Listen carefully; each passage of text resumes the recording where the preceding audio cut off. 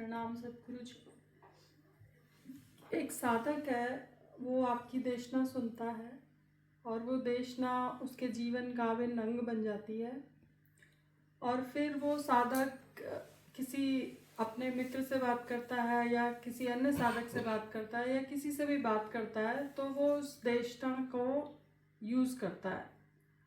तो क्या ये उसके मैट्रिक्स नहीं बन जाता, सूक्ष्म मैट्रिक्स नहीं बन जाता उसके लिए, और उसके अहंकार को पुष्ट नहीं करता ये? किसी अच्छी फिल्म में जाते हो, आने के बाद अपने नियर एंड डियर्स को शेयर करते हो, करते हो या नहीं? किसी अच्छे रेस्टोरेंट में जाते हो, अपने नियर एंड डियर्स को शेयर करते हो या नहीं? कोई फंक्शन ऑर्गेनाइज किया, किसी खास जगह पे गए, किसी होटल में गए, शेयर करते हो कि नहीं? टूरिज्म में गए, किसी अच्छी जगह पे घूम करके आए, शेयर करते हो कि नहीं करते हो? ये स्वभाव है ना, अपना सहज स्वभाव है ना। जब छोटी छोटी चीजें शेयर करते हो, कभी कोई ऐसी चीज मिली जो जीवन को ट्रांसफॉर्म करती है, बदल देती है जीवन को, तो क्या उसे शेयर नहीं करोगे?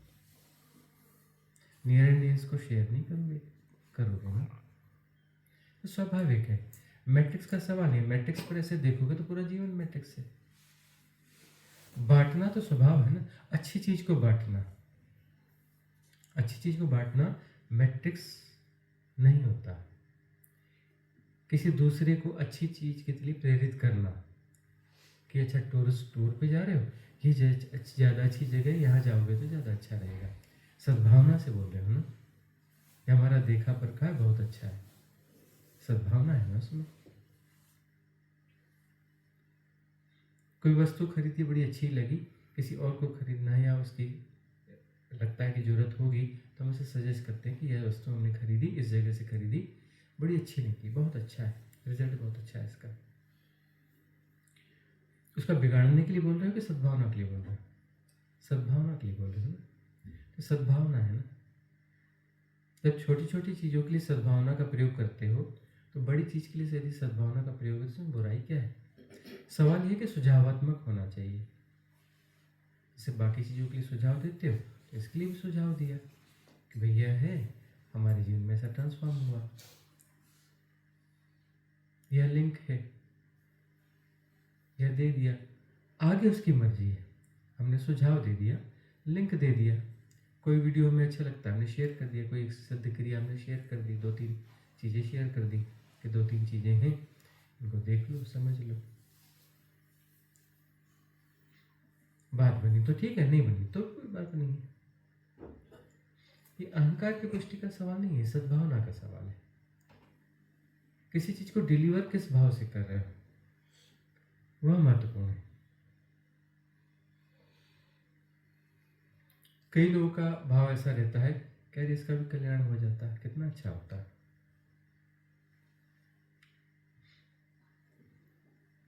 मैट्रिक्स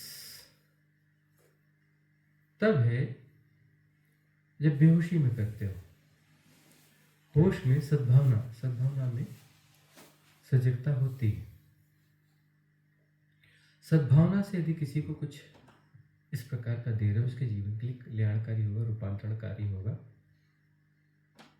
तो मैट्रिक्स नहीं है।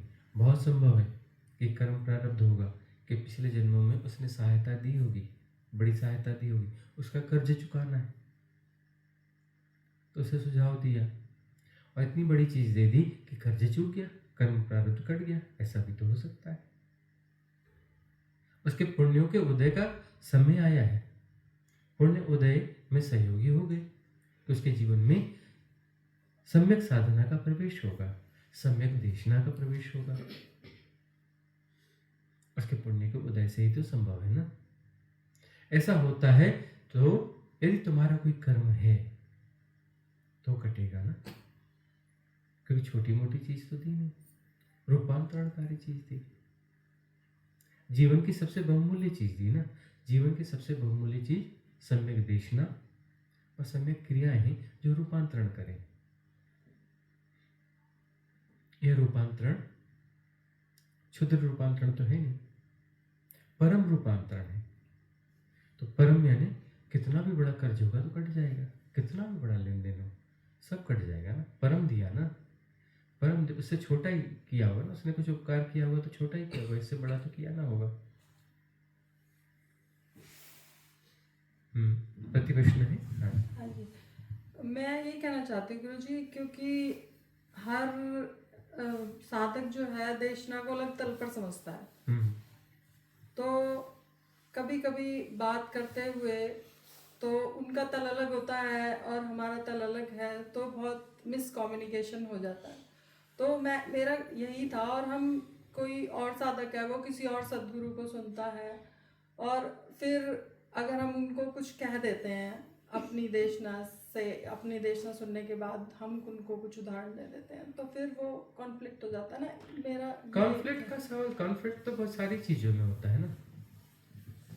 अब जो है किसी अच्छे रेस्टोरेंट का सुझाव दोगे तो भी कॉन्फ्लिक्ट होगा ना, बोलेंगे हम भी जानते हैं, बहुत सारे रेस्टोरेंट जानते हैं। यदि उसको समझ में आ गई बात तो आ गई, नहीं आई तो नहीं आई, बात खत्म हो जाएगी। सेमेंटिक्स का क्या सवाल है। अब उसको मन में गांठ बांध के रखते हो कि मैंने जो है फलाने को एक रेस्टोरेंट सुझाया था कि वहाँ बहुत अच्छा मिलता है और वो वहाँ पे नहीं गए तो फिर अब जो है इनसे बदला लेना है क्योंकि उन्होंने बड़ा गड़बड़ कर दिया है। अब जो है बहुत भयंकर कर्म प्रारब्ध बन गया, ऐसा कुछ होता है। तो सुझाव दिया सहजता से, हुआ तो ठीक, नहीं हुआ तो ठीक, मैं सुझाव दे दिया ना भाई, हमें तो वहाँ पसंद है, हमने सुझाव दे दिया, शायद आपको भी पसंद आए तो ठीक, ना आए तो भी कोई बात नहीं। सुझाव देने में क्या बुराई है, सुझाव दिया ना। ऐसा तो नहीं कि बंदूक रख दी उसके उसमें कि करना ही पड़ेगा नहीं तो हम गोली मार देंगे, ऐसा तो नहीं है ना। एक सहज प्रक्रिया है सुझाव की। अब जो साधक अपने अपने तल पे जीते हैं वो अपने ढंग से डिलीवर कर देते हैं। सामने वाले ने एक्सेप्ट किया तो ठीक, नहीं किया तो भी ठीक, उसमें क्या दिक्कत है। उसका बर्डन थोड़ी ना बनाते हैं वो कि मैंने उसको सुझाव दिया था और उसने नहीं माना तो अब तो उससे दुश्मनी हो गई, अब तो उसको हम देख लेंगे, अब उसको हम मिटा के रहेंगे, ऐसा तो कुछ नहीं है ना। तो ये जो है बड़ी सहज प्रक्रिया, इसको सहजता से लो। सहज चीज़ों को सहज तरीके से लेना चाहिए। सहज मानवीय स्वभाव, प्रतिदिन ऐसा करते हो, किसी न किसी चीज़ का सुझाव सबको देते हो। देखो अपने परिवार में, रिश्तेदार में प्रतिदिन ऐसा काम करते हो। किसी से कहते हो कह रहे नहीं ये सब्जी बड़ी अच्छी होती है, बड़ा पौष्टिक होता है, सुझाव दे रहे हो ना। यह कोई पाप हुआ क्या कि मैंने ये सब्जी का सुझाव दिया कि यह सब्जी बड़ी पौष्टिक होती है, बड़ी लाभप्रद होती है, और उसने नहीं माना, उस सब्जी को नहीं प्रयोग में लाया। सवाल छोटे बड़े का नहीं है, सवाल सुझाव का है कि अब मेरा अनुभव है, मैं शेयर करता हूँ, बाय द वे तुम्हें लाभ मिल सकता है तो ले लो, नहीं मिल सकता है तो कोई बात नहीं, उसमें क्या बात है, नहीं है तो नहीं कोई बात नहीं। इसको मैट्रिक्स या बिल्कुल ऐसे गंभीर तरीके से क्यों लेना कि बड़ी गंभीर घटना घट गई या कोई बड़ा काम हो रहा है जिससे महापाप हो रहा है ना। कि हम जो है ये देशना के बारे में बता रहे हैं कि देशना कल्याणकारी देशना, और ये ऐसा बता करके हम महापाप कर रहे हैं, ऐसा कुछ है, ऐसा कुछ है कि महापाप हो रहा है, नहीं हो रहा है ना। तो इस सहज चीज को सहजता से लो ना। अरे सजेशंस जो है प्रतिदिन प्रति व्यक्ति को अनेक सजेशंस मिलते हैं ना, एक्चुअली भी वर्चुअली भी, वर्चुअली में एड भी बोलते हैं, एक्चुअली मिलते हैं, तो दुनिया भर की चीजें मिलती हैं, उसको नॉर्मली लेते हो ना। तो यह तो फिर ऐसी चीजें जो कल्याणकारी है, इसको यदि किसी को सुझाव दिया तो उसमें बुराई क्या है, इसको सहजता से क्यों नहीं ले पाती हो आप? क्योंकि ये प्रश्न अभी का नहीं है आपका, ये प्रश्न पुराना है, घूम फिर कर लौटता है आपके पास में। ऐसा लगता है कि कोई बड़ी पातक घटना है यह, इससे पतित हो जाते हैं, इससे जो है मुक्ति की राह बाधित हो जाएगी, या अन्य लोगों को हमने सुझाव दिया नहीं मानेगा तो हमें पाप पड़ेगा। ऐसा कुछ भी नहीं है, बड़ी सरल और सीधी सादी घटना है। ऐसा दिनचर्या में रोज होता है, हर चीज का सुझाव देते हो। भोजन बनता है तो भोजन बनते वक्त तो भी सुझाव होता है। घर में 4 लोग हैं, नहीं यह सब्जी बना लो, नहीं यह दाल बना लो, नहीं यह आज व्यंजन यह बना लो, प्रतिदिन सुझाव होता है। और कई बार सुझाव स्वीकार नहीं किया जाता है कि नहीं हम यानी आज यह खाएंगे। उसमें क्या होता है, घर में तलवारें खींच के आ जाती है? नहीं खींचती ना, हो जाता है ना। इस बड़ी सहज चीजें हैं और इसमें तो कोई वो सवाल नहीं है। यहाँ तो कल्याणकारी चीज का सुझाव दे रहे हैं ना, सुझाव दिया नहीं माना तो कोई बात नहीं है, मानने के लिए थोड़ी ना कह रहे हैं। सुझाव दिया है, सुझाव का मतलब है हम इसकी फिक्र नहीं करते कि इस सुझाव को तुम स्वीकार करोगे कि नहीं, हम इसकी फिक्र नहीं करते कि इस सुझाव को तुम ठीक से देखोगे समझोगे या नहीं। हो सकता है ना तुम देखोगे ना और समझोगे ना, कोई बात नहीं, सुझाव दिया है, हमें तो कोई लेना देना ही नहीं ना किसके बाद में तुम उसका करते क्या हो, हमें तो कोई लेना देना नहीं। तुम उसे खोल कर देखते हो कि नहीं देखते हो, ना देखो कोई बात नहीं, इसके बारे में दोबारा कभी ना पूछो, कोई बात ही नहीं। सुझाव का मतलब यह है ना कि कोई गुणा भाग ही नहीं है ना, हमने अपनी तरफ से दे दिया कि भाई हमारे साथ ऐसा ऐसा हुआ, देख लो शायद, और उनके पुण्यों का उदय हुआ होगा तो बात बन जाएगी, नहीं हुआ होगा तो बात नहीं बनेगी। हमने तो एक सद्भावना से कहा ना, मंगल की भावना से वो बात कही ना, बात पूरी हो जाती है। और गुरुजी अगर कोई दूसरा साधक आपको कोई सुझाव देता है तो उसको किस प्रकार से लेना चाहिए? अभी देखो कि कोई दूसरा साधक आपको सुझाव देता है कि मैं, तो अपनी साधना को देखो कि मैं अपनी साधना से सेटिस्फाइड हूं या नहीं हूं। यदि मेरी साधना सचमुच फलवती हो रही है, सचमुच में ग्रोथ हो रही है, मेरे कॉन्सेप्ट सचमुच में क्लियर हो रहे हैं, सचमुच में, अंदाजे से नहीं, जीवन में उन्नयन है, साधनात्मक उन्नयन है, तो हम डाइवर्ट नहीं होंगे। यदि हमारा उन्नयन नहीं है तो फिर उसको प्रयोग में लाएंगे, देखेंगे, चलो उसको भी टेस्ट करते हैं, करते ही है ना, बहुत सारे लोग करते हैं, ऐसा थोड़ी है, बहुत सारे साधक उनको सुझाव आते हैं, वो चेक करते हैं और फिर अपना देख लेते हैं, अरे नहीं अपने जो चल रहा है वो ज़्यादा अच्छा है। कुछ लोगों को लगता है कि नहीं वो अपीलिंग है, तो कुछ 2 4 6 लोग डाइवर्ट भी हो जाते हैं, हुए हैं, नहीं हुए ऐसा सवाल नहीं, कुछ लोग डाइवर्ट हुए ना। ये अलग बात है कि डाइवर्ट होने के बाद अब वो वापस नॉक कर रहे हैं वापस आने के लिए, ये अलग बात है। कुछ लोग नॉक कर रहे हैं और कुछ लोग हेजिटेट कर रहे हैं कि अब कैसे नॉक करें, आने का उनका भाव हो रहा है, लेकिन अब जो है उनको नॉक करने में झिझक हो रही है, वो अलग मैटर है। लेकिन बाय द वे उनका कोई भटकन हो रही है तो वो उनके अपने कारण है ना, क्योंकि यहाँ पर जो चीज़ दी गई वो उसको ठीक से रिसीव नहीं कर पाए, जो देशना दी गई आधी अधूरी रिसीव कर पाए होंगे, जो सिद्ध क्रियाएं दी उनको ठीक से प्रयोग नहीं कर पाए, है।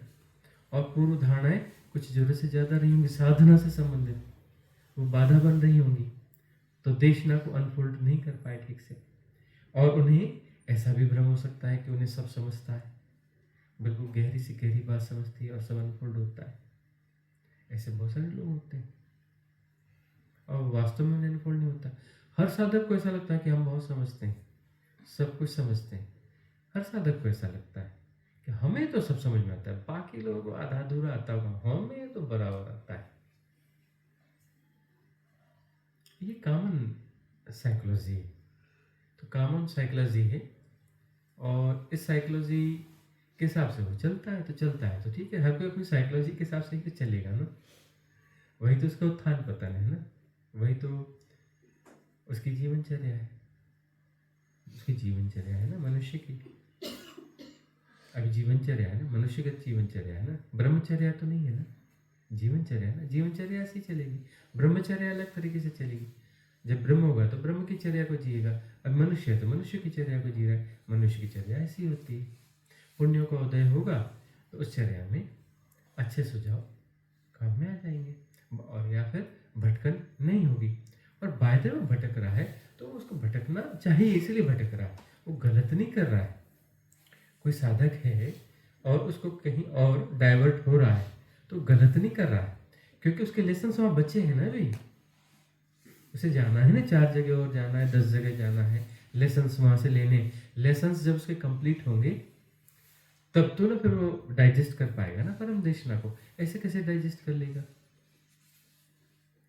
तो गलत नहीं जा रहा है। और उसके कुछ निचली क्लासेस रह गए, अब कोई यहाँ पे आ गया, किसी धक्के में आ गया, और उसको यह बात समझ में आ गई कि यहाँ पर अपना जो बात बराबर है, मुझे समझ में नहीं आ रही या मेरी पात्रता कम है, लेकिन उसका कहना है कि जो कुछ भी हो मैंने तो डटे रहना है, मैंने डटे रहना है इस देशना के साथ में, इन सत्य क्रियाओं के साथ में, समझ में जितना है, आधा है, अधूरा है, 5% आए, 10% आए, ऐसे कुछ साधक है ना हमारे पास जो डटे रहे, 2-2 ढाई साल से डटे पड़े। कितना उनके अंदर विचलन होता है, देशना नहीं छोड़ते, कितना भी कुछ हो जाए सत्य क्रिया नहीं छोड़ते। पढ़े लिखे भी कम है, पढ़े लिखे बहुत कम है, हिंदी भाषा को ठीक से नहीं जानते, लेकिन डटे हुए, बिल्कुल नहीं हिलते, हिलते ही नहीं। और जो है आज की स्थिति उनकी अलग हो गई। कुछ ऐसे हैं कि वो जो है समझते भी हैं, हिंदी भाषा जो है वह समझते भी हैं, और जो है पढ़े लिखे भी हैं, अन्य जगहों को सुनते समझते भी हैं अन्य जगहों पर। उसके बावजूद जो है उनका आकर्षण दूसरी तरफ चला जाता है। क्यों चला जाता है? क्योंकि उनकी पात्रता का विकास नहीं हुआ। अभी जो नहीं समझ रहा है लेकिन तब भी डटा हुआ है, कारण क्या है? उसके किसी बड़े पुण्य का उदय होगा, बड़े पुण्य का उदय होगा ना, कि वह जो डटा हुआ है, समझ में नहीं आ रहा है तो भी डटा हुआ है, सिद्ध क्रियाओं को अप्लाई कर रहा है, जैसा बन पड़ता है कर गुजर रहा है, घोड़ा भाग नहीं लगा रहा है, लगा हुआ है, डटा हुआ है। डटा हुआ है तो उनकी पात्रता विकसित हुई। आज जो सारे लोग जो है गूढ़ देशना को बड़े आराम से समझ रहे हैं, 1.5-2 साल से डटे हुए, सब अनफोल्ड हो रहा है उनको, बड़े आराम से समझते हैं। बोलते हैं बहुत सारे यहाँ लोग बोलते हैं पढ़े लिखे लोग सिर के ऊपर से जा रहा है, वो पढ़े लिखे नहीं है, बोलते नहीं हमारे सिर के ऊपर से नहीं जा रहा है, बराबर से जा रहा है, सब अनफोल्ड हो रहा है, डटे हुए। और उनकी स्थिति ऐसी है कि बहुत सारे कन्वर्सेशंस जो हैं वो दोबारा सुनते हैं, तिबारा सुनते हैं, अनफोल्ड होता चलता है उनका, सिद्ध क्रियाओं का प्रयोग करते रहते हैं। सिद्ध क्रियाओं के माध्यम से तुरंत में समझ में नहीं आता कुछ, लेकिन तल बदल रहा होता है, इंटेलिजेंट क्वेश्चन जो है वो ग्रो हो रहा होता है। हाजिर में उतना समझ में नहीं आता, ऐसे पकड़ने की कोशिश करो, अरे कुछ तो खास था नहीं, हो गया, ऐसा नहीं, लगे रहो। 3 महीने के बाद जो है पहले कुछ नोट्स बना लो अपने बारे में, लोगों के हमारे बारे में क्या राय है। 3 महीने बाद वापस अपने नोट्स बना लो, लोगों की हमारे बारे में क्या राय है और मेरी क्या स्थिति है, दोनों को फिर कंपेयर करो, बाद में कंपेयर करके देख लो, फर्क समझ में आएगा। पहले कुछ चीज़ें थी कि यह मुझे समझ में नहीं आ रही, यह मुझे समझ में नहीं आ रही, बहुत सारी चीज़ें, दुनिया की चीज़ें, उधर की चीज़ें, उनकी लिस्ट बना लो। 3 महीने बाद उन चीज़ों को फिर से खोलो, नहीं यह भी मुझे समझ में आता है, यह भी समझ में आता है, यह भी समझ में आता है, समझ का तल बढ़ जाएगा, समझ का तल बढ़ जाएगा। हम सिर्फ साधनात्मक बातें नहीं कर रहे हैं, बाकी चीज़ों का भी, इकोनॉमी की बातें कर लो, फिजिक्स केमिस्ट्री की बातें कर लो, जो बिल्कुल बेकार लगती, कुछ समझ को पल्ले में पड़ती ही नहीं, बाद में उनको अपना खोल के देखना, वो भी लगता है नहीं समझ में आना चालू हो गई। ऐसा नहीं है कि बिल्कुल जीरो है, कुछ न कुछ समझने में बात आने लगी। ट्राई तो करके देखो, डटने की बात है ना, और वो प्रमाण है। उड़ीसा की वो मजदूरन और पवन रानी माता, पवन रानी शर्मा अम्बाला वाली उदाहरण है, ऐसे बहुत सारे और लोग हैं उदाहरण, डटे हुए हैं, उनके बात बन रही है। अगला प्रश्न किसका है? क्या प्रश्न है आपका? प्रणब गुरुजी, विपस्यना के बारे में आप बताते हो, तो विपस्यना हमारे साधक को करनी जरूरी होती है? नहीं, जरूरी बिल्कुल नहीं है। बहुत सारे लोगों पे विपस्यना का आकर्षण है, यदि आकर्षण है तो हम उन्हें कहते हैं कि विपस्यना जो है उस विधि का प्रयोग कर सकते हो। उसका 54 मिनट की एक विधि दी हुई है विपस्यना की, है ना, जो कि अपग्रेडेड वर्जन है विपस्यना का। लास्ट गिरनार में दी थी आपने? हाँ, लास्ट गिरनार में दी हुई 54 मिनट की विधि है। तो जिनको आकर्षण है विपश्यना की विधि दी हुई है। जिनका कुछ ज़्यादा आकर्षण है हम कहते हैं जाओ 10 दिन का शिविर कराओ, गोयनका जी वाले सिस्टम में भेज देते हैं, क्योंकि 9 दिन का मौन तो मिलेगा। और दूसरी बात, वहाँ जाने के बाद देख लोगे जो कुछ भी होगा उससे बात बन जाएगी, मतलब पार हो जाओगे। क्या वो ठीक है, देख लिया। बहुत सारे साधक अभी गए थे, देखा, बोले देख लिया, अब कब जा रहे, नहीं बस हो गया, बात पूरी हो गई। क्योंकि हाइप जो क्रिएट होती है ना कि ऐसा है वैसा है यह है वह है, बड़ी हाइप क्रिएट होती है। जाके खुद देख के आ जाते हो तो पता चलता है कि हमारी साधना उससे आगे की चल रही है। हमारी साधना तो बहुत आगे की चल रही है, वहाँ साधना अच्छी है, बुरी साधना नहीं है, बहुत अच्छी साधना है। लेकिन उनको समझ में आता है कि हम तो उससे बहुत आगे जा चुके हैं। लेकिन एनी हाउ बात, आकर्षण तो खत्म हो गया ना, वो आकर्षण कहीं अंदर भीतर में बना रहे बना रहे बना रहे बना रहे। बहुत सारे लोग जैसे दिखता है ना कि भटकने वाले, हम उन्हें जानबूझकर ऐसा करते हैं कि जाओ भटको, दूसरी जगह जाओ, तीसरी जगह जाओ, जाओ भटको।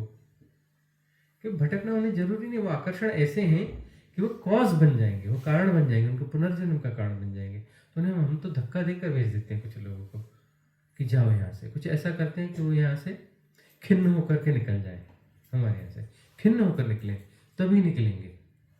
कि एक तो कन्फ्यूजन में भी तो खिन्न होते रहते तो निकल जाए यहाँ से, जाए भटके, थोड़ा सा भटके और भटक भटक के बाद में समझ में आता है तो लौट के आएंगे। नहीं तो कोई बात नहीं है, हड़बड़ी तो कुछ है नहीं, कौन सी हरी, कौन सी जल्दीबाजी। अरे अगला जन्म, अगला जन्म, इस जन्म में तो अगले जन्म में, 10 जन्म में, 100 जन्म में, 1000 जन्म में, चिंता की कोई बात नहीं है। स्कूल के बस्ते हमेशा रेडी मिलेंगे, जल्दीबाजी है ही नहीं ना, स्कूल का बस्ता बराबर मिल जाएगा। अरे धरती नष्ट हो जाएगी, चिंता नहीं करना। बार बार कहते हैं चिंता नहीं करना। हमारी फैक्ट्री जो है कंटिन्यूस काम करती है, हजारों हजार धरतियों पे जीवन है, अनेक धरतियों पे जीवन खत्म होता जाएगा, हमारी फैक्ट्री काम करती रहेगी, नई नई धरतियों पे जीवन होता चला जाएगा। चिंता करना ही, ये धरती यदि चली भी जाएगी तो चिंता नहीं करना। दूसरी धरतियां वहां व्यवस्था बना के रखिए ना, क्यों चिंता करते। यहाँ का नहीं वहां का स्कूल का बस्ता दे देंगे, पूरा सिस्टम बनाया हुआ है। फिक्र की बात ही नहीं है, जितने जन्म लेना चाहो उतने लो, जितने, जब तक ब्रह्म की आयु है तब तक चलते रहो, कोई दिक्कत नहीं है। जब तक ब्रह्म की आयु है तब तक जन्म लेते रहो। जब ब्रह्म विसर्जित होगा ना, उसके साथ विसर्जित होना, कौन सी जल्दी है। अरे अब थोड़ा तो बीत गया, थोड़ा बाकी है, 1600 करोड़ साल बीत गए। अब क्या बचा, 5-10 लाख करोड़ साल और रह गए, 5 लाख करोड़ साल,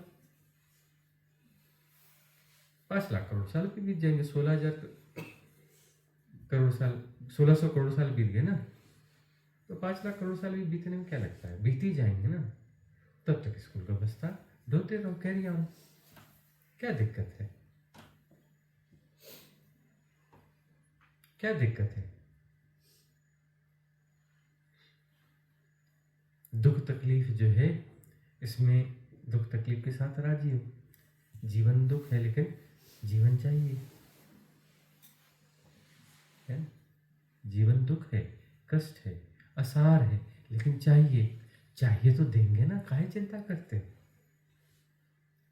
अगला जन्म देंगे ना, काहे चिंता करते। बराबर व्यवस्था है, कोई कमी नहीं है।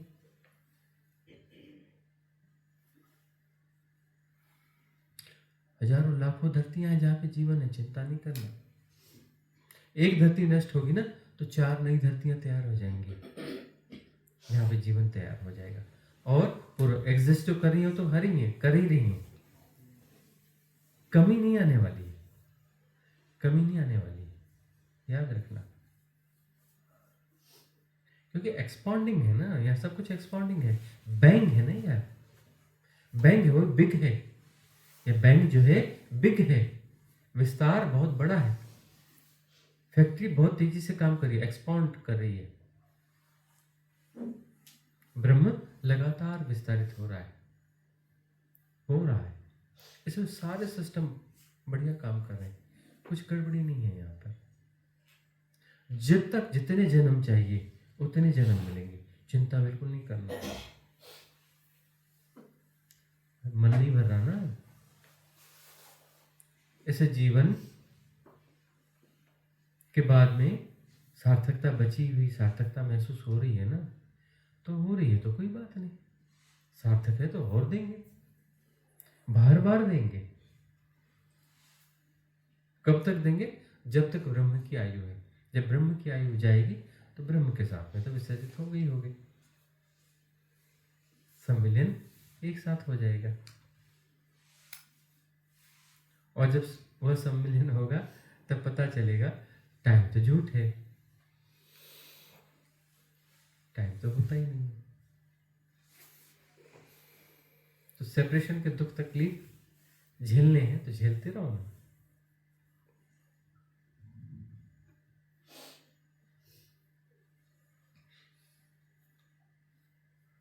तो अब ऐसा है कि अलग अलग विधियां हैं, अलग अलग विधियां हैं। इन विधियों में देख लो कि हमारा रेजोनेंस कहां पर है। विपश्यना क्या कुछ ऐसा है कि बस विपश्यना को ही जानना है तो विपश्यना की विधि दी हुई है। अब उस हिसाब से कह सकते हो वहां तो इतना टेक्निकल है, ऐसा है, वैसा है। अब यह विधि जो है इसे अपग्रेडेड आप कह रहे हैं और बड़ी साधारण सी विधि लगती है। फिर प्रयोग करो तो पता चल जाएगा। हाथ कंगन को आरसी क्या, पढ़े लिखे को फारसी क्या। किरजावा की है ना विधि, प्रयोग में लाई थी ना, काम करी थी ना, अच्छा काम करी ना, बहुत बढ़िया बढ़िया काम करी ना, बात ठीक है भाई। जो परिणाम आ रहा है उससे तो तय होगा ना, परिणाम तो आ रहे हैं उससे ही तो तय होगा ना। अगला प्रश्न किसका है? प्रणाम गुरुजी। गुरुजी, आज आपने देशना में बताया कि जब हम विस्तार होते हैं तो हम सबके लिए सब कुछ अच्छा चाहते हैं। तो गुरुजी, मेरा क्वेश्चन उसी टाइम मन में आया था कि जैसे भवतु सब मंगलम हम बोलते हैं साधना के लास्ट में, तो ये भी क्या उसी के तहत आता है? यह जो है सम्यक उन्नयन है। भवतु सब मंगलम, मंगल हो और मंगल हो, भवतु मंगलम, मंगल हो लेकिन सब। यदि तुम कहते हो मंगल हो और मेरा मंगल हो तो मैं मजबूत होगा। तुम कहोगे कि मंगल हो और हमारा मंगल हो, हमारा मंगल हो इन द सेंस हमारे परिवार का मंगल हो। तो हम अपने परिवार के मंगल की बात कर रहे हैं। तो वहां जो है हम छोटे दायरे को ही जी रहे हैं। सब मंगलम, गुणा भाग नहीं, मंगल हो और सब। जहां तक भी विस्तार है, जहां तक भी क्षमता है, वह मंगल की कामना जहां तक जा सकती है वहां तक जाए। गुणा भाग लगाना नहीं। सब का मतलब मनुष्य नहीं, जीव जंतु जितने भी हैं, पक्षी, वनस्पतियां, शैवाल, कवक, जो कुछ भी है, अरे पत्थर हो, पहाड़ हो, नदियां हो, कंकड़ हो, रेत हो, बालू, सबका मंगल हो। ग्रह हो, नक्षत्र हो, तारे हो, अनंत विस्तार, सबका मंगल हो। जितने बड़े मंगल की कामना करोगे, मंगल देते हुए तुम्हें फैलना पड़ेगा। मंगल की कामना सचमुच में गहराई से दे रहे हो तो तुम जहां तक मंगल जाएगा तो तुम्हारा विस्तार होगा। मंगल देते हुए तुम विस्तारित हो जाते हो, तुम्हारा मंगल भी घटता है। मंगल देते समय तुम्हारा मंगल घटता ही है, क्योंकि वो बांटना है। बांटने के लिए तुम विस्तारित होगे। विस्तार मंगल है तो तुम्हारा तो विस्तार होगा ही ना, तुम्हारा तो विस्तार होगा ही। गुरुजी, विस्तारित होने के लिए हमारा आलम्बन है, एक तरीके से देखा जाए। यह, हाँ, विस्तारित होने के लिए एक ये समझ सकते हो कि आलम्बन है, और एक ये समझ सकते हो कि ये अपने आप में आनंद है। एक आलम्बन है, बात थोड़ी बिजनेस टाइप की है ना, सौदेबाजी इस प्रकार की महसूस होती है। और यह हमारी सहजता है, यह हमारा आनंद है कि सबका मंगल हो, सब मंगलम, सबका मंगल हो। ये हमारी सहजता है। सहजता है तो बात बनेगी। बिजनेस है तो फिर वो जो है विस्तार होगा, लेकिन उतना विशेष नहीं हो पाएगा। गुणा भाग है ना। यदि अंतर की गहराई से होगा कि सब मंगल, सबका मंगल हो, तो वहां सचमुच में मंगल कामना प्रेषित करने वाली क्षुद्रता जो विसर्जित होगी, विराटता घटेगी। वहां पर विराटता घटेगी। तो यह विराटता घटित करने वाली महत्तम प्राविधि भी है। ये महत्तम प्राविधि है, मंगल घटाने वाली। इससे मंगल घटता है।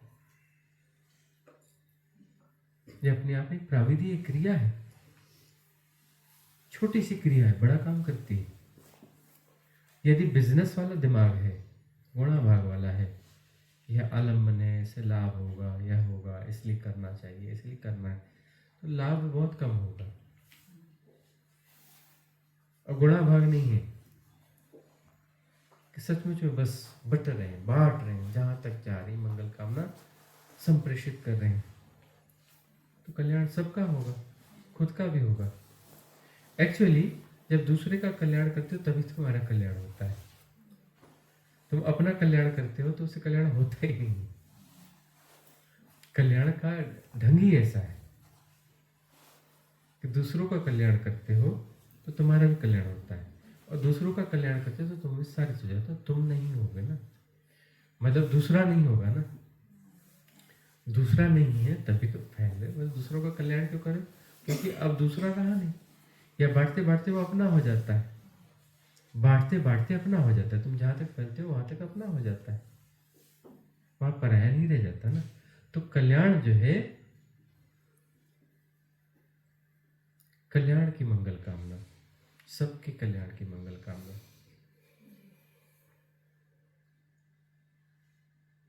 इससे खुद का भी कल्याण होता है। दूसरे के कल्याण के प्रति तुम सहज हो तो तुम्हारा कल्याण सहजता से होगा। गौर से देखो ना, क्या करते हैं सदगुरु? करते क्या? कल्याण, मंगल कामना। मंगल ही तो दे रहे ना, मंगल मैत्री दे रहे हैं, कल्याण कर रहे हैं, हो रहा है, उससे घट रहा है, कल्याण हो रहा है, मंगल हो रहा है। मंगल हो रहा है, यही तो मुक्ति है। और कौन सी मुक्ति?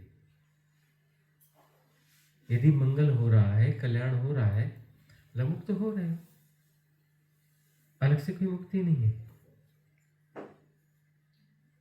साधना में बैठे हो, वहां पर चीजें एक्टिवेट हो रही हैं, ठीक है, उधीड़ा हो रही है संस्कारों की, मान्यताओं की।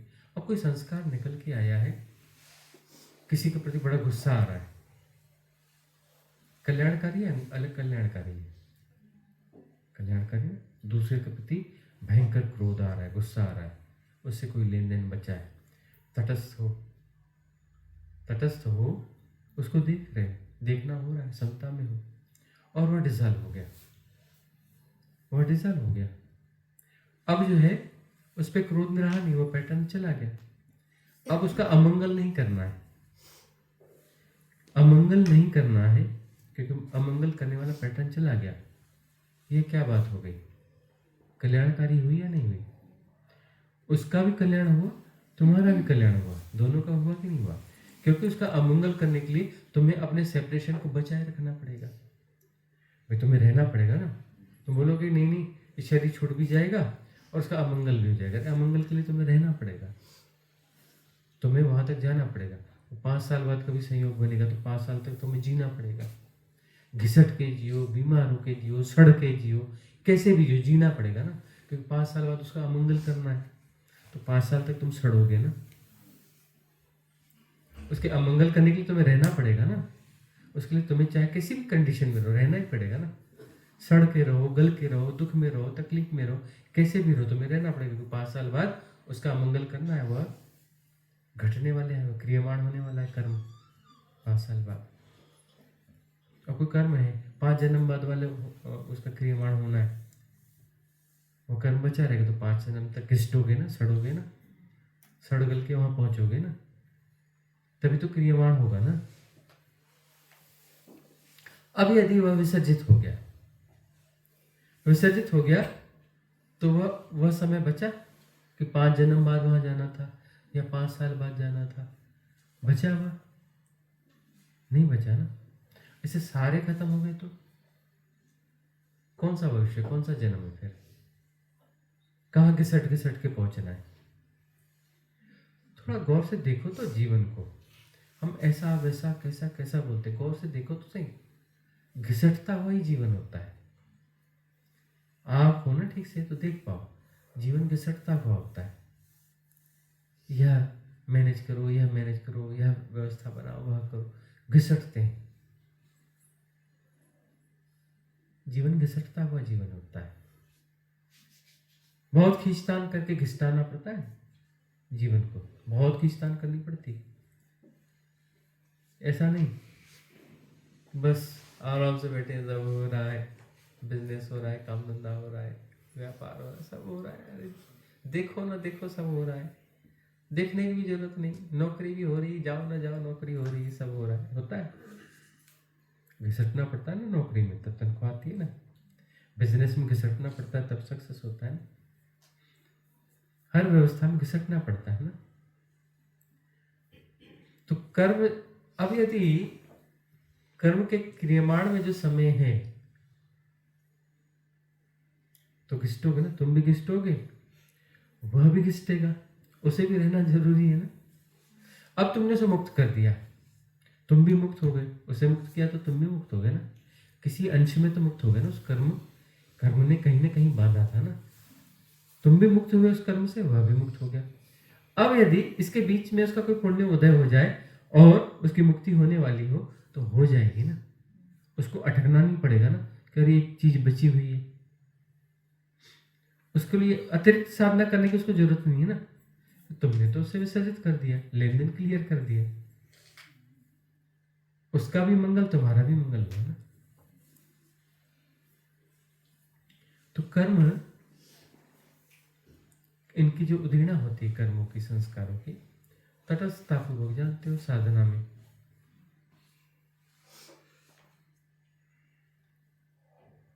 तटस्थतापूर्वक यदि जानते हो तो कर्म विड्रा हो जाएगा, बड़ा मंगल होता है।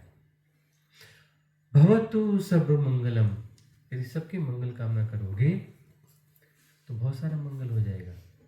उस दायरे में जितने भी लोग आते जाएंगे ना, तुम्हारे लेन देन है, यदि मंगल हो जाएगा तो कर्म कट जाएंगे। यदि हृदय की अनंत, हृदय की गहराइयों से, नाभि की गहराइयों से यह मंगल कामना आ रही है, बहुत सारे कर्म कट जाएंगे। मंगल की बात है ना, मंगल का मतलब कर्म कट जाएंगे, घिसटने की जरूरत नहीं है, न उसे न तुम्हें, मंगल ही होगा ना। तो यदि सौदेबाजी आलंबन की तरह करोगे, कर्म शायद थोड़े बहुत ढीले पड़ेंगे, कटेंगे तो नहीं, मुश्किल हो जाएगा, घोड़ा भाग है ना, कैसे कटेंगे। तो विद्वानों को बड़ी दिक्कत होगी, ज्ञानियों को बड़ी दिक्कत होगी, कर्म कटेंगे नहीं ज्ञानियों के, विद्वानों के। विद्वान तो सड़ सड़ के ही मरता है, बहुत सड़ता है, बड़ी मुश्किल से मुक्ति होती है, सड़ता रहता है, सारे विद्वानों की दुर्गति होती है ना, बहुत मुश्किल होती है विद्वानों की। और कोई विद्वान नहीं है, सहज है, हृदय से जीने वाला है, तो मंगल कांड में डूब जाएगा, डूब जाएगा तो सब कर्मास भी उसके डूब जाएंगे, कहाँ जाके विलीन हो जाएंगे, गल जाएंगे, उसको खुद को भी पता नहीं चलेगा, और वो पता करना भी नहीं चाहता, गुणा भाग में ही, तो गुणा भाग में ही तो मंगल कामना, तो मंगल कामना डूब गया उसमें, दुनिया की नजर में बेवकूफ है, यह बहुत इंटेलिजेंट नहीं है, साधारण है, उसकी बात बन जाती है, साधारण की बात बन जाती है, साधारण साधकों की, इंटेलिजेंट साधकों की बात बनने मुश्किल लगती है, बहुत ज्यादा इंटेलिजेंट है, बहुत मुश्किल जाएगी, विद्वान है, विद्वान की मुक्ति आसानी से नहीं होती ना, है ना, विद्वता है उसके पास, महान महान है, जानते नहीं मैं कौन हूँ। ठीक है ना, तो उसके मैट्रिक्स उसमें बीच में आते रहेंगे। अगला प्रश्न आपका। भगवान, गत दिनों मार्गदर्शन करते हुए आपने एक मूल मंत्र दिया था, जब तक किसी दूसरे को हम कुछ समझाना चाहते हैं, कुछ कन्विंस करना चाहते हैं, तब तक स्वप्न है। भगवान, ये सुनने के बाद कई दिनों तक अनफोल्ड होते रहा मूल मंत्र, और उससे काफ़ी बदलाव आया भगवान साधना में। फिर भी ऐसा लगता है कुछ छूट गया है। अगर अनुपम का करे और समझाए क्या कहना चाहते थे। स्वप्न क्यों आते हैं, मूल कारण क्या है? स्वप्न इसलिए आते हैं क्योंकि दूसरे हैं। स्वप्न में द्वैत होता है ना, बहुत सारे पात्र आते हैं ना, दूसरे हैं, इसलिए स्वप्न आते हैं। अब दूसरे हैं तो दूसरे आकर के इंटैक्ट होते हैं, इंटैक्ट होते हैं ना, और उन्हें हम जो है समझाना चाहते हैं, दूसरों को हम समझाना चाहते हैं ना, कुछ ना कुछ कन्विंस करना चाहते हैं ना। स्वप्न में इंटरेक्शन किस बात का है? उसको अपने अनुकूल बनाना है। अनुकूल बनाने के लिए उसे समझाना पड़ेगा ना। अनुकूल का मतलब क्या है? वो हमारी समझ के हिसाब से आ जाए, अकॉर्डिंग टू माई इंटेलिजेंस। समझाना ही है ना, तो हम उसे समझाना चाहते हैं, इसलिए उसको स्वप्न में ले आते हैं। ऐसे नहीं समझ रहा है तो स्वप्न में लेके आएंगे। ऐसे भी कोशिश करेंगे स्वप्न में, वहां हम हार रहे हैं तो स्वप्न में उसकी कोशिश तो होती रही है, स्वप्न में भी, क्योंकि वो हमारी चाहना वही तो दिखती है ना। एक तो दूसरा है और हमारी चाहना, उसके साथ कुछ भी हो रहा है तो हम उसे कन्विंस करना चाहते हैं। अकॉर्डिंग टू मी, हम उसे कन्विंस करना चाहते हैं, इसीलिए स्वप्न है। यदि हम किसी को कन्विंस करना ही न चाहें, समझाना ही न चाहें, कन्विंस करने में बड़ा आग्रह होता है, और सारे आग्रह दुराग्रह हैं। जहां पर भी आग्रह है, दुराग्रह है। यदि हम किसी को कन्विंस न करना चाहें तो क्या होगा? सुझाव देंगे, सुझाव देंगे, माना तो ठीक, न माना तो ठीक, गुणा भाग है नहीं, तो सुझाव दे दिया, सद्भावना से सुझाव दे दिया, बात खत्म हो गई। उसने माना तो ठीक, नहीं माना तो ठीक, हम तो सब में हैं। अब जो है कोई कारण ही नहीं बचा ना पीछे मुड़ के देखने का। सुझाव दिया था ना, आग्रह तो नहीं था ना, कोई कारण बचा क्या कि पीछे मुड़ के देखें? अब पीछे मुड़ के नहीं देखेंगे, सपना आएगा कैसे? सपना पीछे मुड़ के देखना है ना, पीछे मुड़ के देखना है ना कि उसने किया कि नहीं किया, ऐसा क्यों नहीं किया, ऐसा करना चाहिए था, या सही है या गलत है ना। इससे तो मुझे सीधा करना है, इसे तो मुझे सिखाना है, इसकी तो वाट लगा दूंगा। कोई कन्विंस नहीं हो रहा है बंदा, क्रोध आता है ना उसके प्रति, क्रोध आता है। अब उसको क्रोध कर नहीं पा रहे हो ठीक से, क्रोध तो आ गया, क्रोध कर नहीं पा रहे हो, कि क्रोध करोगे तो वही बदले में करेगा, दो हाथ मारोगे तो वही दो हाथ मारेगा, वह भी तो कुछ करेगा ना। बोले कौन झंझट में पाले, और क्रोध आ रहा है, कन्विंस कर रहे हैं, कन्विंस हो नहीं रहा। सपने में आएगा, सपने में खड़ा करोगे, सपने में उसको खूब मारोगे, खूब पीटोगे, उसकी टांग टांग तोड़ दोगे, हड्डी पसली तोड़ दोगे, है ना। ऐसा होगा ना। सपने में तुम जो है उसे टांग तोड़ कर सीधा करना चाहिए। अब आई बात समझ में? सपने में टांग तोड़ करके कहोगे अब आया समझ में? याद रखना जो समझाता हूं, समझ के रहना, नहीं तो फिर टांग तोड़ दूंगा दोबारा। अब असली में नहीं तो सपने में ही सही, कन्विंस करने की कोशिश ही तो है ना। गुरुजी, यहाँ पे जैसे एग्जाम्पल है कि एक साधक है और वो जैसे गुरु ने उसको देश नदी की ये चीज मुझे नहीं करनी चाहिए या साधक को नहीं करनी चाहिए, लेकिन उसके मन में अंदर से झुकाव है कि मुझे करना है, लेकिन वो नैतिकता को जी रहा है यहाँ पे कि उस गुरु ने मुझे ऐसा बोला इसलिए मैं नहीं करूँगा। और एक सिचुएशन ऐसी है कि वो होश में है कि ये चीज मेरे साथ हो रही है और मैं उसको देख रहा हूँ, साक्षी भाव में जैसे हो रहा है। तो गुरु जी वहाँ पे क्या इस जो भी पैटर्न इसकी निर्जरा हो जाएगी। अब किसी गुरु ने कहा है कि ऐसा नहीं करना चाहिए, किसी सदगुरु ने तो नहीं कहा होगा। सदगुरु तो कहते नहीं कि ऐसा नहीं करना चाहिए, ऐसा करना चाहिए। वो तो सुझाव देते हैं, उपदेश देते हैं कि ऐसे में ऐसा है, समझ में आए तो ठीक, ना आए तो ठीक, है ना। सदगुरु तो कोई आदेश देते ही नहीं, कुछ नियम बताते ही नहीं, नियम होते ही नहीं।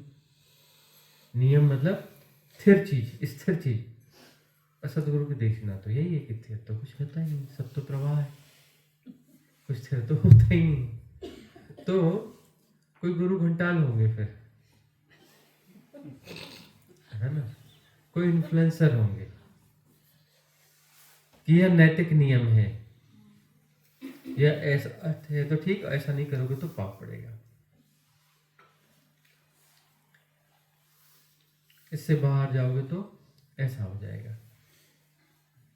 गुरुजी मैंने एक्चुअली क्वेश्चन सही फ्रेम नहीं किया। सदगुरु है वो सुझाव दे रहे हैं, अपनी देशना में कोई चीज बोल रहे हैं कि ये कर रहे हैं, ये सारी चीजें इससे हो रही हैं, तो साधक वहां पे उसको दो तरीके से ले सकता है। एक तो वो उसको होश में जी रहा है, या एक वो द्वंद में जी रहा है कि मुझे तो ये बताया गया है देशना में, लेकिन मेरे अंदर से ये पैटर्न भी बन रहे हैं, और वो द्वंद में उलझा है कि मैं करूं या ना करूं, लेकिन ऊपर से वो दिखा रहा है कि मैं कर रहा हूँ। वो परिस्थिति में क्या होगा? वो तो देखो, ये तो एक पाखंड है ना, मतलब पाखंड है ना कि दूसरों को दिखा रहे हैं और एक्चुअली नहीं है। मतलब उसने देशना को समझा ही नहीं। देशना को यदि समझ ले, देशना भीतर उतरी है, तो देशना में तो पाखंड का कोई प्रावधान ही नहीं है ना। देशना में, सम्यक देशना में पाखंड का कोई प्रावधान ही नहीं है। तो प्रावधान इसलिए है कि उसके होने का ढंग, पुरानी जो एजुकेशन संस्कार है उसके, वो ऐसे हैं, द्वंदात्मक है, उसमें प्रामाणिकता की कमी है। तो अपने ढंग को जी रहा है ना वो तो पहले भी जी रहा था और आगे भी जी रहा है।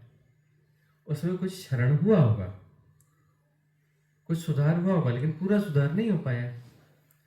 तो उसके लिए समय लगेगा कि उसने समय निर्मित किया, जितना समय उसने निर्मित किया है उतना समय उसे लगेगा, लेकिन कुछ समय कटेगा ना, कुछ तो होगा ना।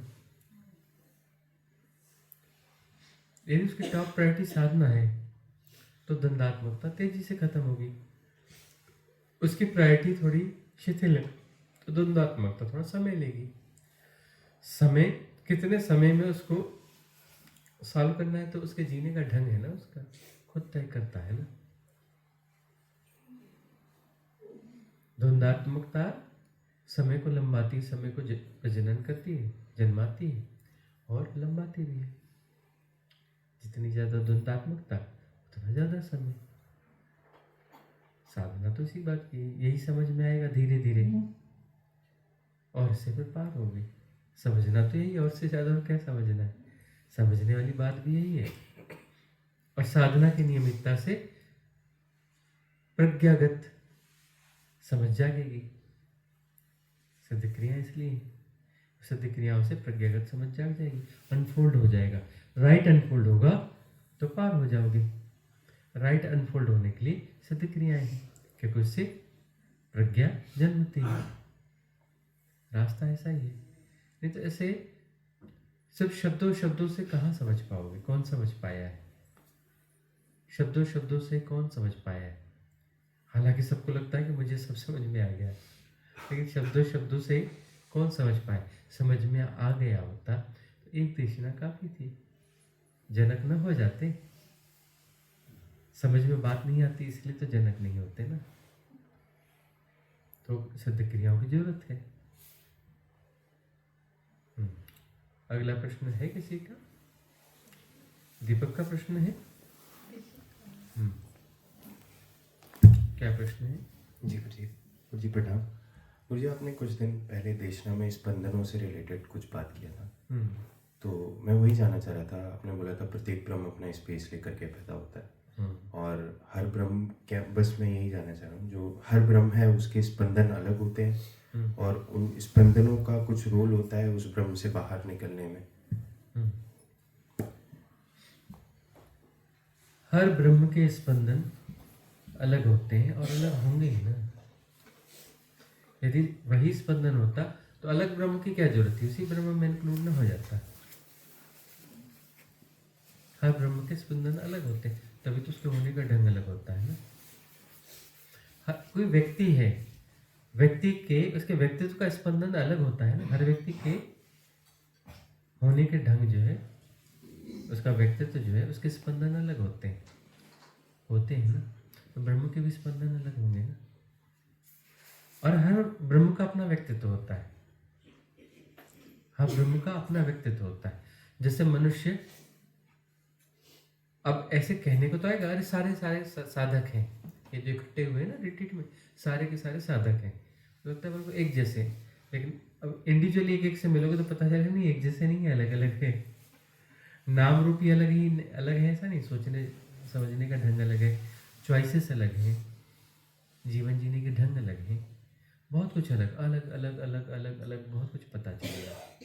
ऐसे ही सारे ब्रह्म जो है वो अलग अलग होते हैं। तो उनके अंदर के क्रिएशन भी अलग होंगे, उनकी धरतियों के होने के ढंग अलग होंगे। उनकी धरतियाँ वह ग्रह जिनमें जीवन है, उसके होने का ढंग भी अलग होगा। वहाँ जो जीव होंगे उनके जीवों के होने का ढंग अलग होगा, थोड़ा थोड़ा वेरिएशन होगा। उन जीवों के होने का ढंग अलग होगा, उनकी दिनचर्या थोड़ा में फर्क होगा, बहुत कुछ फर्क होगा। लेकिन ब्रह्म अलग है ना, और ब्रह्म का व्यक्तित्व अलग है, लेकिन वहाँ के लोग ऐसे ही होते होंगे। ऐसा कैसे होगा? अरे वो तो ब्रह्म ही है ना, वो तो तुम भ्रांति में कह रहे हो ना कि मैं हूँ, तो ब्रह्म ही हो रहा है ना। तुम कहते हो मैं दीपक हूँ, अरे उसको पता है कि दीपक होता ही नहीं, मैं ही हूँ, है ना। कौन दीपक, कहाँ दीपक, मैं ही हूँ। वही हो रहा है ना, वही स्पंदित है ना। तो हर ब्रह्म का स्पंदन अलग है, तो वो वहाँ के सारे खेल में वह स्पंदन समाया होगा ना। उस खेल का ढंग ही अलग होगा, उस खेल का ढंग ही अलग होगा। और दूसरी बात जो है, इस ब्रह्म में हम हैं, तो यही के जो लेसन्स होंगे, लेसन्स का मतलब उन स्पंदनों को हम समझ लें ठीक से। अभी हमने छोटे स्पंदन को जी रहे हैं, व्यक्ति यानी हम जो है ब्रह्म के स्पंदन को अस्वीकार कर रहे हैं, कॉस्मिक रिदम को अस्वीकार कर रहे हैं। व्यक्ति का मतलब ये है, हम अपने स्पंदन तय कर रहे हैं छोटे छोटे। तो ये स्पंदन क्या होते हैं? छोटे विरूप स्पंदन, काम, क्रोध, मद, लोभ, मोह, दंभ, दर्प, गर्व, अहम, ईर्ष्या, द्वेष, बैर, मात्सर्य, घृणा, भय। ये कॉस्मिक रिदम नहीं है, याद रखना। ये हमारे रिदम, हमारी रिदम है, ये हमारी रिदम है। इसमें आनंद नहीं होता, हमारी रिदम है ना। तो हम अपनी चीज़ें पैदा करते हैं, हम स्पेशल साइंटिस्ट हैं, तो हमारे आविष्कार हैं, अभी VIP आविष्कार हैं हमारे। काम, क्रोध, मद, लोभ, मोह, दंभ, दर्प, गर्व, अहम, ईर्ष्या, द्वेष, बैर, मात्सर्य, घृणा, भय, प्रमाद, ये हमारे इनोवेशंस हैं भाई। जानते नहीं मैं कौन हूँ, बड़ा साइंटिस्ट हूँ, बड़ा आविष्कारक हूँ। ये सब मैंने आविष्कृत किया है, आविष्कृत किया है, सब उधार लिया है। ब्रह्म जो कॉस्मिक रिदम है ना, उसी से तोड़ फोड़ करके ऊर्जा लेकर के इधर का उधर जोड़ दिया है। मुझे सब पता है, और पता होता कुछ है नहीं, कहीं का कुछ बटोर करके तोड़ फोड़ करके कुछ का कुछ बना लिया है, और दावा करते हैं जानते नहीं मैं कौन हूं। तुम कौन हो? सिजोफ्रेनिक हो, तुम कौन हो? बीमार हो, न जाने कितनी OCDs, कितने मेंटल डिसऑर्डर्स, फोबियाज, मेनियाज, इन सबको जी रहे हो। उसको तुम बिल्ड करके कहते हो कि मैं कुछ विशिष्ट हूं। भीतर जाकर के देखो कि व्यक्तित्व है क्या, कितने मेंटल डिसऑर्डर्स हैं, कितनी मानसिक बीमारियां हैं, कितना गड़बड़ झाला है, उसका जोड़ तुम हो, और ये तुम्हारा क्रिएशन है। इन्वॉल्व तुमने इसमें कॉस्मिक रिदम को किया, उसको तोड़ फोड़ करके उसको नई शेपिंग देने की कोशिश करी है। और करना क्या है? करना ही तो बीमारी है। करना विसर्जित हो जाए, करना विसर्जित हो जाए, लेकिन पागलपन है करने का। तो विशुद्ध क्रिया देते हैं कि ये करो, ये करने के बाद बोलते हैं आप कुछ मत करो, छोड़ दो। वहां रह जाके राजी हो जाओगे। पहले कुछ करवाएंगे तो बोलेंगे नहीं अब हो गया, शांत मौन, सब हो रहा है, सब हो रहा है में तुम बीच से हटोगे। हटोगे तो तुम्हारा जो गड़बड़ झाला है, वो जो छोटे स्पंदन है, वो स्वाभाविक गति में आना चालू हो जाएंगे। स्पंदन ब्रह्म स्पंदन होने लगेंगे। जो व्यक्ति व्यष्टि के स्पंदन है, समष्टि के स्पंदन होने लगेंगे। व्यष्टि के स्पंदन समष्टि के स्पंदन होने लगेंगे, क्योंकि व्यष्टि की प्रक्रिया में जो मैकेनिज्म था वह विड्रॉ हो गया। एक्चुअली तो समष्टि का ही स्पंदन था ना, उसी को तोड़ मरोड़ करके कुछ किया गया था ना, तो वो वापस अलाइन हो जाएंगे। वह जो विरुद्ध स्पंदन है वापस रियलाइन हो जाएंगे। रियलाइन हो जाएंगे तो फिर वो समष्टि का स्पंदन है, ब्रह्म स्पंदन है। सहज हो गया, सहज हो गया ना, वह ब्रह्म स्पंदन सहज हो गया, कॉस्मिक रिदम हो गई। ब्रह्म स्पंदन कॉस्मिक रिदम है। अब कॉस्मिक रिदम हो गई तो ये जो खेल है, इसमें जो चेतना गुथी हुई है, इसमें जो चेतना गुथी हुई है, वह चेतना जो है ब्रह्म के पार छलांग ले सकती है। ब्रह्म के स्पंदन को यदि प्रॉपर जिए, ठीक से जिए, समतापूर्वक जिए, तो ब्रह्मातीत की अनुभूति होती है, परम ब्रह्म की अनुभूति होती है। सारे ब्रह्म और सारा क्रिएशन, जो शाश्वत क्रिएशन है, अनंत असीम, तो सारा क्रिएशन जो है स्पष्ट हो जाता है। जितने भी ब्रह्म हैं इस डायमेंशन के और अदर डायमेंशंस के, अदर डायमेंशन भी स्पष्ट होने लगेंगे। इस स्पंदन को यदि सहजता पूर्वक जिया जाए, ब्रह्म स्पंदन को, कोई आग्रह ना हो, कोई मोह ना हो, थिन मैट्रिक्स ना हो। वो मोह अलग किस्म का मोह होगा, उसका नाम मोह नहीं होगा, कुछ और होगा, लेकिन मोह का ही एक ढंग होगा। तुम जिस भी आकार में होते हो ना, अपने उस आकार के प्रति मोह में होते ही हो। तुम व्यक्ति हो तो व्यक्ति के आकार के प्रति मोह होगा, व्यक्ति के ढंग के प्रति मोह होगा। आत्मा हो गए तो आत्मा के ढंग के प्रति मोह होगा। आत्मा विसर्जित होती है तो ब्रह्म हो जाते हो।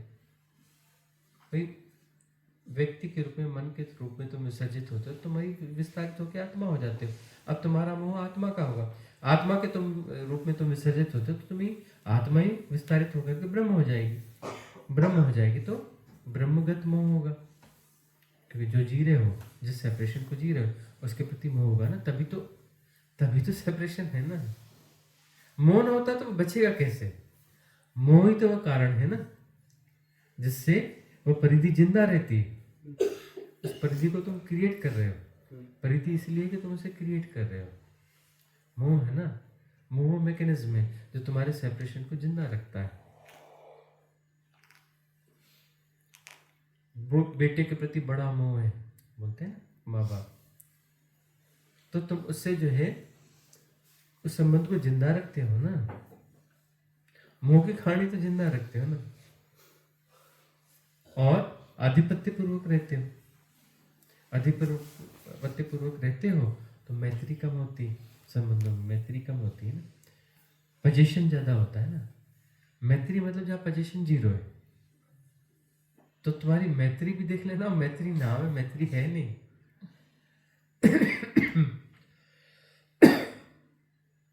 मैत्री में पोजीशन 0 होता है। वो लिव इन में बोलते हैं ना कि हम फ्रेंड्स हैं और ये हैं, कहने की बातें हैं, पति पत्नी जैसे ही होते हैं, पोजेसिव है।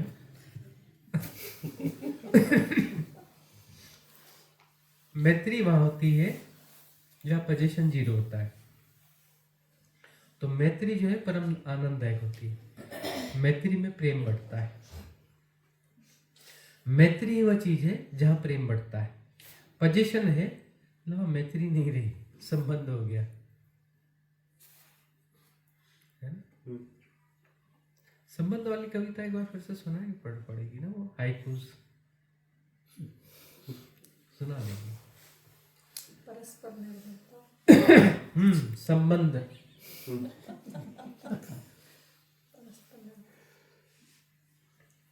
परस्पर निर्भरता है, परस्पर गुलामी है। संबंध का मतलब परस्पर निर्भरता है, परस्पर गुलामी है।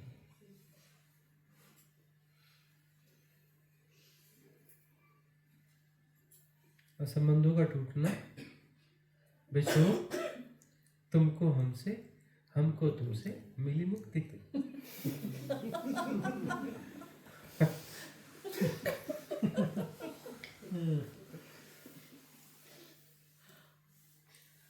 स्पंदन जो है, तुम इन स्पंदनों के आग्रह को विड्रॉ करते हो, मतलब कुछ नहीं करते हो, तो स्पंदन, तुम्हारे क्षुद्र स्पंदन अपने आप रियलाइन होते हैं। वह रियलाइन हो जाते हैं तो वह तुम नहीं रहोगे, क्योंकि तुम उन क्षुद्र विस्पंदनों का जोड़ थे, उससे भ्रांति पैदा हुई थी। रियलाइन हो गया तो ब्रह्म स्पंदन हो गया। अब ब्रह्म स्पंदन को यदि जिया जा रहा है तो वहां जो चेतना उस स्पंदन को जी रही है, देखो वहां पर जो है ना एक थिन द्वैत है ब्रह्म में। अहम ब्रह्मास्मि में जो है ना, ये जो सारे स्पंदन है, सारे स्पंदन मैं हूं, सारे स्पंदन मैं हूं। अद्वैत, अद्वैत ब्रह्म के तल का अद्वैत है। यदि इस स्पंदनों को ठीक से जियोगे तो पता चलेगा कि द्वैत है। इस स्पंदनों को मैं जी रहा हूं, कोई अलग सत्ता है, तब सारे ब्रह्म दिखने लगेंगे। अहम ब्रह्मास्मि में डूब जाओगे तो ब्रह्म की माया जीते रहोगे। ब्रह्म की अपनी माया होती है, ब्रह्म की माया में फंसे रहोगे, ब्रह्म की माया को जीते रहोगे, ठीक है ना। और कभी न कभी माया जरूर विसर्जित होगी। अब ब्रह्म जो है शैशवावस्था में है, बालक होगा, किशोर होगा, युवा होगा, अधेड़ होगा, बूढ़ा होगा, मरेगा, कभी न कभी तो मरेगा ना ब्रह्म। पैदा हुआ तो मरेगा ना। अरे बैंक कब तक चलेगा? बिग है बैंक। अरे बिग किसने बोला? तुमने कहा बिग, है ना। ऐसे इससे कितने ना बड़े बड़े ब्रह्म हैं। तुम्हारा जो छोटा सा ब्रह्म है, इससे करोड़ों अरबों गुना बड़े बड़े ब्रह्म है। इस चक्कर में मत लगना कि ये सबसे बिग है, बिग बैंग है ये बैंग जो है सबसे बिग नहीं है। ये बिग मेरा भगवान सबसे बड़ा है, मालूम। मेरे गुरु जी सबसे श्रेष्ठ है, मेरा टीचर सबसे अच्छा है, मेरे माँ बाप सबसे अच्छे हैं।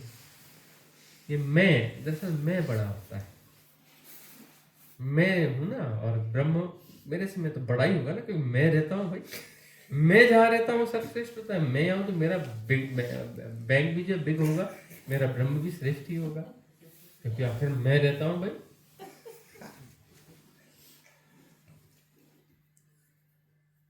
तो बैंक हमारा बिग है, ये तो हमारी अपनी घोषणा है ना। और हम जो कुछ गैलेक्सी से आगे देख भी नहीं पाते। और बातें देख लो, हमारा बिग बैंग। अब दूसरे बैंक्स देखें, दूसरे बैंक्स का हमारे साइंटिस्ट को पता ही नहीं है, और हम कहते हैं हमारा बैंक जो है बिग है। हो सकता है सबसे छोटा बैंक हो हमारा। ये जो विस्फोट हुआ है और ये जो ब्रह्म निकला है, निस्सृत हो रहा है ना।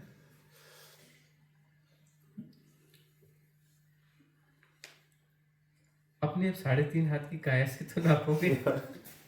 तुम्हारे लिए तो वृक्ष भी बहुत बड़ा है ना, ये तो सम्मोहित इससे हो। 3.5 हाथ की काया से सम्मोहित हो, तुम्हें पर्वत भी बड़ा दिखता है, तुम्हें धरती बहुत बड़ी दिखेगी, तुम कहते हो सूरज, बाप रे कितना बड़ा सूरज है, धरती उसके 10 करोड़ टुकड़े करेंगे तो हर टुकड़ा धरती से बड़ा होगा, कितना बड़ा है। और मालूम है सूरज कौन है? क्षुद्र तारा। बहुत सारे स्टार्स हैं, उसमें बहुत छोटा स्टार्स है ये। आसपास के जो दूसरे तारे देखे गए तो ये तारा है, ये तारा बहुत छोटा तारा है अन्य तारों की तुलना में, है ना? लेकिन हम सम्मोहित होते हैं ना, मुझसे जुड़ा है तो श्रेष्ठ ही होगा ना, मैं रहता हूँ आके मुझसे संबंधित है, मेरा प्रभाव पड़ेगा कि नहीं, ब्रह्म महान होगा क्योंकि मेरे कारण, मैं स्पेशल हूँ तो ब्रह्म होगा ना, कि मेरे कारण ना, नहीं तो इस ब्रह्म को कौन पूछता, मैं रहता हूँ इसलिए। या तुम ऐसे कहो ना कहो, ऐसे कहो ना कहो, तुम्हारे सबकॉन्शियस माइंड में तुम्हारे होने का ढंग ऐसा है, पिक्टोरियल लैंग्वेज में तो सब चल रहा होता है, भीतर तुम्हारा ढंग ऐसा है। तो स्पंदनों, अपने जो स्पंदन है इसका आग्रह यदि विसर्जित हो जाए तो सिद्ध क्रियाओं में यही होता है, वो आग्रह विसर्जित होता है और ब्रह्म स्पंदन घटता है। ब्रह्म श्वास की सिद्ध क्रिया दी है ना, वो ब्रह्म स्पंदन में पहुंचा देगी, ब्रह्म श्वास चलेगी तो ब्रह्म स्पंदन को जियोगे, परम ब्रह्म सारे ब्रह्म दिखने लगेंगे।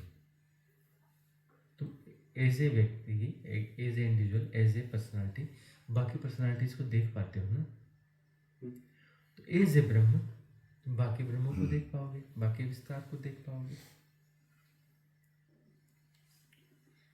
और वहां पर सदगुरु कृपा यदि है, सदगुरु की देशना यदि है, रेजोनेंस है, उसे पिया है तो अंतिम छलांग भी लगेगी, तब अंतिम छलांग लगेगी स्पंदनों के पार। सब देखोगे तब स्पंदन को सही नजरिए से फिर देख पाओगे, उस मोह पाश से बाहर निकलोगे। ब्रह्म का जो मोह पाश है, जैसे तुम्हारा अभी शरीर का मोह पाश है तो उसमें तुम्हारा अपने ब्रह्म का मोह पाश होगा, ब्रह्म शरीर ब्रह्म काया का मोह पाश होगा ना। लेकिन उसके साथ यह है कि तुम्हारी जो दर्शन की क्षमता है, सम्यक दृष्टि है, उसका विकास जो है हो जाएगा। थोड़ा तटस्थ रहोगे तो 0-1 ठीक से दिखेगा।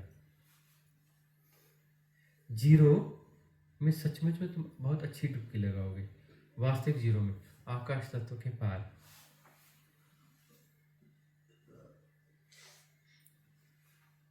आकाश तत्व में नहीं उलझोगे, आकाश के पार निर्वाती अनंतता, इनफाइनाइट वैक्यूमनेस, वह रियल शिव तत्व है। तब वहां पे जो डुबकी लगेगी और प्रकटन होगा ब्रह्म के रूप में। ब्रह्म और शिव दोनों को ठीक से जियोगे।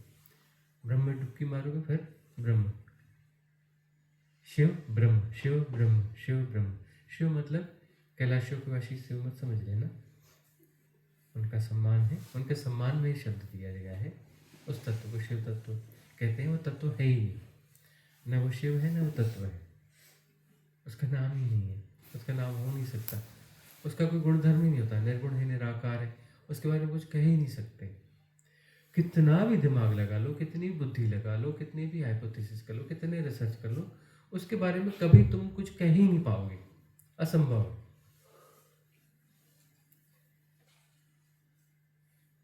उसमें डुबकी लगती है, उसमें जो डुबकी लगती है, बाहर आते हो तब आग्रह विसर्जित हो जाएगा, तो डुबकी आने पर डुबकी, लौटने वाला खेल खत्म हो जाएगा। मतलब वहां जो है चेतना वहां जाकर के डिजल्व होगी और वो शिवत्व को, पूर्ण परमानंद को जीते हुए वही हो जाएगा। उसमें एक विसर्जन का प्रोसेस होता है और ये सारी लीला इसी कारण है। मजे की बात है ना, इस पूरी लीला का जो है ना, ये साइकिल पूरा वहां पे होता है कि ब्रह्म के रूप में सेपरेशन का इतना खेल खेलते हुए जब इस ट्विस्ट में वह स्वाद घटता है। इस ट्विस्ट में खूब खाया खारा, खूब खाया कड़वा, खूब खाया तिक्त, खूब खाया खट्टा, ये सब कुछ खूब खाया, खूब खाया, खूब खाया, खूब खाया, खा खा के परेशान हो गए। तब जो है ना एक छोटी सी भी मिठाई मिलेगी ना, आ हा हा हा, क्या बात है ना। तो यहाँ खूब खा लो, जो भी तुम यहाँ पा रहे हो ना सेपरेशन में, खारा, खट्टा, तिक्त, कसेला, यह सब तुम खा पी रहे हो। मीठा तुम्हें नहीं मिल रहा है तो बोले नहीं जी हम मीठा खाते हैं, इस मीठे की बात नहीं है, अमृत की बात है। तुम सब चख रहे हो अमृत छोड़ करके, तुम सब चख रहे हो अमृत छोड़ करके। तो अमृत जैसी कुछ बूंद बीच बीच में मिलेगी, एक्चुअली वो अमृत नहीं है, एक्चुअली अमृत नहीं है। कुछ आत्म तत्व की झलक मिलेगी, कुछ ब्रह्म तत्व की झलक मिलेगी, तो मिलेगा आह अमृत मिल गया। अमृत जैसा है, अमृत नहीं है। आत्म तत्व में कुछ स्वाद घटेगा, अमृत जैसा होगा, अमृत नहीं होगा। ब्रह्म की अनुभूति में अमृत जैसा कुछ घटेगा। वहां पर जो पुराना आत्म वाला घटा था ना, वो कुछ था, वो अमृत थोड़ी ना, अमृत तो ये है वो मिला, लेकिन वह भी अमृत नहीं है। जब 01 में 0 में डुबकी लगेगी ना, तब पता चलेगा अरे वाह, बात तो ये है ना। तो ब्रह्म के स्पंदन को जियोगे तो 0 की डुबकी होगी, तब जो है छलांग लगेगी। उस छलांग में चेतना का एक तत्व जो है वहां जाके सम्मिलित होगा, विसर्जित होगा शिव तत्व में। ब्रह्म अपनी जगह रहेगा, ब्रह्म से कुछ हिस्सा वहां पे जाएगा, ब्रह्म से कुछ हिस्सा उसमें जाएगा, और वो क्या होगा, वो है असली वाह। और विसर्जन की प्रक्रिया क्या है, वाह। अद्वैत है, अद्वैत है, अद्वैत में वाह। आनंद है, आनंद में परमानंद। आनंद के अतिरिक्त कुछ है नहीं, सारा ताना बाना आनंद का, सारे ब्रह्म आनंद से निर्मित है, परम प्रज्ञा से निर्मित है, परम प्रज्ञा आनंद है ना। सारा ताना बाना आनंद का है, सब कुछ आनंद से बना है, लेकिन यहाँ पे परमानंद भी है। तो परमानंद आता कहां से? अब वह मिठाई जो है किसी बंदे को सुबह शाम खिलाओ, दिन में 10 बार, है ना, और बोले अरे तेरे को 10 साल से जो बढ़िया वाली मिठाई खिला रहे, आज तेरे को कटोरा भर के खिला रहे, बोलेगा वो काहे के अत्याचार कर रहे हो? 10 साल से दिन में 10 बार खा रहा हूं और अभी कटोरा भर के दे रहे हो, कृपा करो, यह मत दो, कुछ खारा सा दे दो, कुछ नमकीन दे दो, कुछ कसेला दे लो, कसेला खा लूंगा, यह मत दो। वहां पर वो कसेला अमृत हो जाएगा, वो नमकीन अमृत हो जाएगा। तो यहां तुम जो इतने विकारों को जी रहे हो, इतने दुख तकलीफ को जी रहे हो, तो अगर हम सुख भी जीते हैं तो सुख क्या है? दुख के होने का एक ढंग है। सुख है क्या? दुख का एक प्रकार है, सुख और है क्या, है ना। जब कम दुख होता है तो सुख जैसा महसूस होता है ना। जब ठंड कम हो जाती है तो तुम्हें गर्मी जैसा लगता है, जब गर्मी कम हो जाती है तुम्हें ठंड जैसा लगता है। तो दुख के होने का ढंग है, और क्या है। इन सब के पार आनंद है, आनंद ही है, लेकिन आनंद में परमानंद।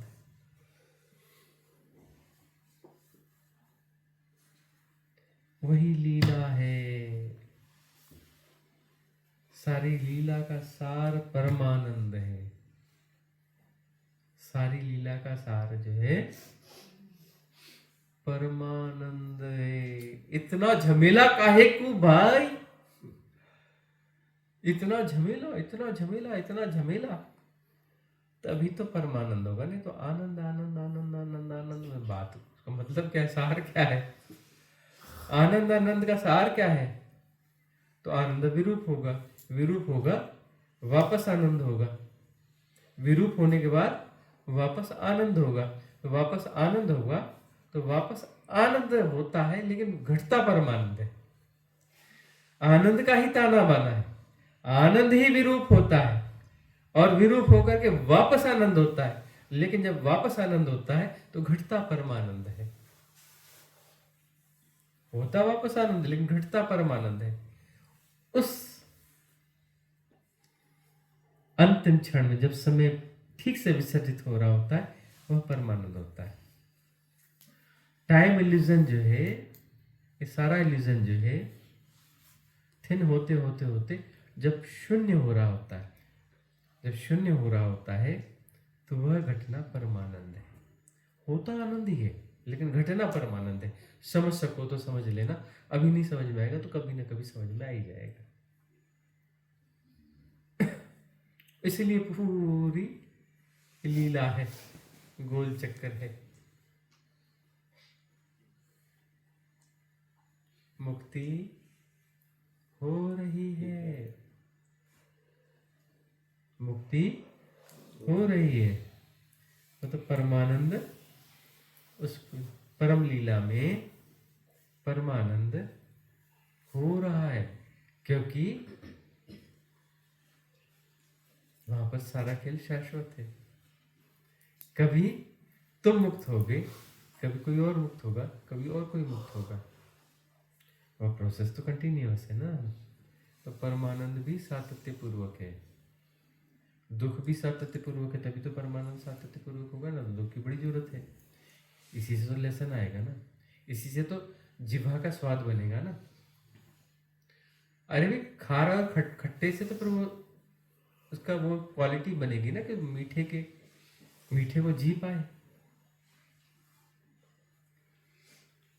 सब जरूरी है, दुख तकलीफ मैट्रिक्स सब जरूरी है, कुछ भी व्यर्थ नहीं है। कहते काहे को दुनिया बनाई, दुनिया बनाने वाले तूने काहे को दुनिया बनाई और मेरी पूंछ इसमें क्यों उलझाई? मेरे से क्या दुश्मनी थी जो मुझे यहाँ पटक दिया? अरे तुझे पटक दे रहे वही है, वही है, और ये खेल चल रहा है, वही विभक्त हो रहा है, वही संयोजित हो रहा है, वही छलांग लेगा। आनंद ही है, आनंद ही विरूप हो रहा है। सारे विकार आनंद का विरूप है, याद रखना। जो सारे विकार बात करते हैं ना, काम क्रोध मद लोभ, ये सब आनंद का विरूप है आनंद ही, लेकिन आनंद का विरूप है। अलाइनमेंट बिगड़ गया है और बाद में रीलाइन भी हो जाता है, रीअलाइन होकर के फिर छलांग लग जाती है। खेल ऐसे ही चल रहा है, वहां से निसरत भी हो रहा है, समाहित भी हो रहा है। चेतना ही निसरत हो रही, परम प्रज्ञा ही निसरत हो रही, वही वापस उसमें समाहित भी हो रही है। तो साधना क्या है? साधना है जोर से ठहाका लगाना, लगाना नहीं सॉरी, जोर से ठहाके का घटना। कब घटेगा? जब ये सारा सब समझ में आ जाएगा। तो क्या करोगे? ठहाका मार के हंसोगे कि हम इतने टेंशन में, इतनी प्रॉब्लम में, प्रॉब्लम कहीं है ही नहीं, यह उलझ गया, यह बिगड़ गया, बिगड़ा कुछ है ही नहीं। जरूरी है भाई, ट्विस्ट जरूरी है, ट्विस्ट जरूरी है, ये सारे विकार जरूरी है, ये सारी समस्याएं जरूरी है, सारे दुख तकलीफ जरूरी है। तभी तो आहा आएगा कहां से वो वाला अंतिम। बीच वाले आहा की बात नहीं कर रहे जो 64 लोगों में कहीं पर भी तुम्हें PR दे दे, है ना, उस वाले आह की नहीं, अंतिम आह, परमानंद।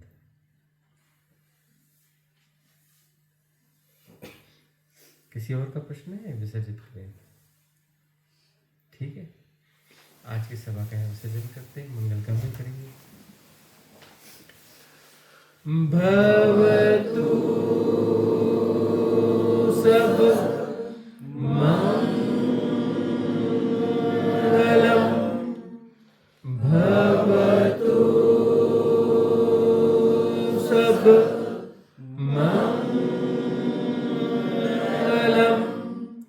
भवतु सब मंगलम। सबका मंगल हो, सबका कल्याण हो, सबका मंगल हो, सबका कल्याण हो, सबका मंगल हो, सबका कल्याण हो।